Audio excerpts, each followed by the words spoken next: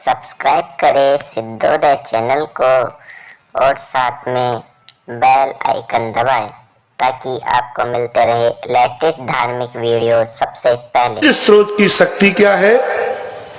दो प्रकार से। जब तुम्हारा उत्साह नहीं बन रहा हो पूजा करने का, धर्म करने का, कोई अच्छे कार्य करने का, करना चाहे तो कोई परेशानी नहीं है, फिर क्यों नहीं? कई लोग कहते महाराज मैं चाहता हूं कि अभिषेक करूं लेकिन मेरा भाव नहीं होता, उत्साह ही नहीं आता। मैं चाहता हूं ऐसी माला फेरूं, उत्साह नहीं आता। मैं चाहता हूं महाराज कि मैं बहुत बड़े बड़े कार्य करूं, समाज का कल्याण करूं, समाज की सेवा करूं, धर्म की रक्षा करूं, आप लोगों की सेवा से करूं। ये 99% लोगों के भाव होते हैं, सबके भाव होते हैं मैं करूं, लेकिन महाराज पता नहीं क्यों मेरा उत्साह ही नहीं जागता। माला फेरने बैठता हूं नींद आ जाती। चाहता हूं मैं कि मैं माला फेरूं, चाहता हूं महाराज मैं भी अभिषेक करूं। ऐसी बात नहीं है कि मैं इतने चिकने खड़े नहीं है जबलपुर वाले जो आप जैसे मार मार करके सुनाने वालों की बात भी समझ में ना आवे। सबको समझ में आ गई। कई लोगों ने मेरे से कहा महाराज आप पूरा जो कह रहे हैं सब समझ में आ रहा है, लेकिन पता नहीं महाराज हमें उत्साह ही नहीं जाग रहा है, भाव ही नहीं जागता मेरा। किसी कार्य करने के लिए जैसे ही बढ़ता हूं बस हतोत्साहित हो जाता हूं।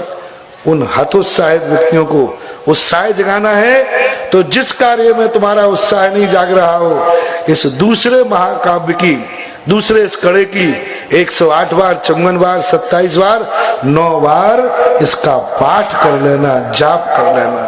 देखो तो सही कैसे नहीं जागता है, कैसे नहीं जागेगा? जागेगा ही।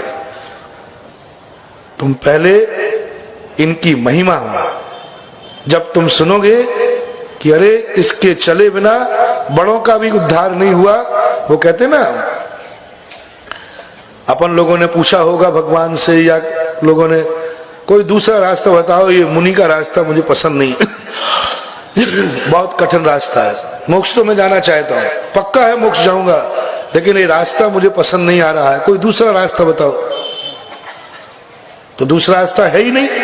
क्यों नहीं होगा?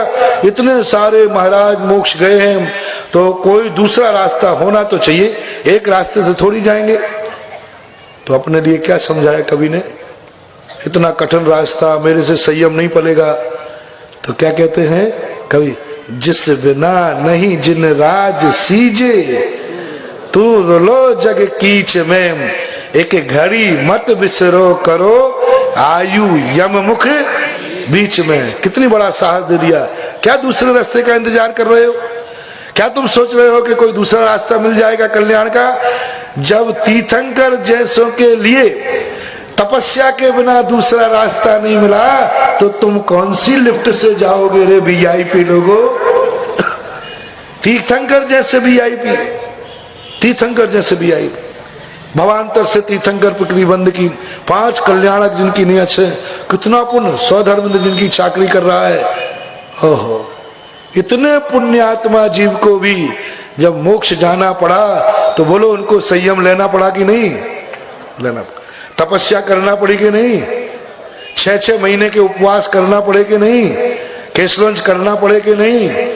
पर्व की सलाहों पर नग्न बदल रहना पड़ा कि नहीं? रहना पड़ा, सब कुछ करा। तो जैन दर्शन कहता है तुम तो इतने पुण्यात्मा नहीं हो ना, तुम्हारा तो इतना पुण्य भी नहीं है, शक्ति भी नहीं है। जिस बिना नहीं जिन राज सीजे, तू रोलो जगदीश में। जिस बिना जिनेन्द्र देव का भी कल्याण नहीं हुआ, उसके बिना तुम्हारा क्या कल्याण होगा? इसलिए ज्यादा विकल्प मत करो। जिस रास्ते से जिनेन्द्र देव गए हैं वही सच्चा रास्ता है, उसी पर चल पड़ो। बस ये स्थिति कह करके हमारा उत्साह जाग जाता है, भाव जाग जाता है। अन्यथा शॉर्टकट के रास्ते में बैठे रहे तो शाम हो जाएगी, अंधियारी रात आ जाएगी। रास्ता चलो, रास्ता चलो चोखा, चाहे फेर हो। कहा ना, रास्ता चलो चोखा चाहे फेर हो। फेर है तो रहने दो, चोखे रास्ते से चलो। इसी प्रकार कठिन रास्ता है लेकिन चोखा रास्ता है, तो उसी रास्ते कोई शॉर्टकट ना था, ना है और ना रहेगा। इसलिए जब तुम ऐसे हतोत्साहित हो जाओ जब तुम्हारा उत्साह नहीं जगे, किसी कार्य करना चाहते हो, समर्थ हो, उस समय तुम ये दूसरे कड़े को 9 बार पढ़ लेना। पढ़ना सही, देखना आपके मन में एक उत्साह आ जाएगा, क्योंकि जिस कड़े का जो अर्थ है उसी अर्थ की यदि हम भावना भाएंगे तो तद्रूप पर्याय हमारी आत्मा में से भी निकलेगी ही निकलेगी, क्योंकि वंदे तद्गुण लब्धे। जिस कड़े का जो अर्थ है उस अर्थ से यदि हम ध्यान करेंगे तो जो अर्थ उसमें निहित है वही अर्थात्मक पर्याय अपनी आत्मा में निकलेगी। ऐसा नीतिकारों का नियम है, प्रकृति का नियम है। कहते ना, जाकी रही भावना जैसी सो देखी मूरत तिन तैसी।